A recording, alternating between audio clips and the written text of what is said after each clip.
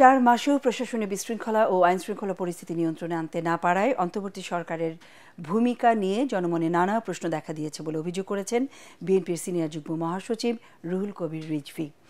BNP chairperson Begum Khaleda জিয়ার রোগ মুক্তি কামনায় নয়াপল্টনে মুক্তিযোদ্ধা দলের মিলাদ ও দোয়া মাহফিলে তিনি এই অভিযোগ করেন। সরকারের কয়েকজন উপদেষ্টার বক্তব্যের সমালোচনা করে রিজভী আরও বলেন, সংস্কারের নামে মানুষকে দীর্ঘদিন ভোট বঞ্চিত রাখা গ্রহণযোগ্য হবে না।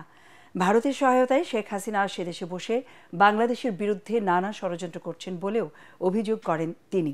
বাংলাদেশের মানুষ কোনো দেশের তাবেদারি মেনে নেবে না বলেও হুঁশিয়ারি দেন রিজভী। প্রত্যেকটি জায়গায় দেখবেন যে চুরি ডাকাতি ছিনতাই বেড়ে গেছে।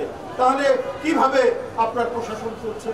আপনার কর্তৃত্ব প্রশাসনের মধ্যে আপনি সেটাকে বজায় রাখতে পারছেন? তা না হলে ছিনতাইকারীর ছুরিতে 9 জন লোক মারা যাবে এই রাজধানীতে। কিন্তু আপনাদের কাছে প্রত্যাশাটা হচ্ছে যে একটা শান্তির শহর হবে। আপনারা সব কিছু বন্ধ রেখে স্তব্ধ করে দিয়ে ইলেকট্রিসিটি বন্ধ করে অন্ধকারের মধ্যে সংস্কারের মাস্টার প্ল্যান করবে। তো এটা কি একটা বিশ্বাসযোগ্য বিষয় হতে পারে?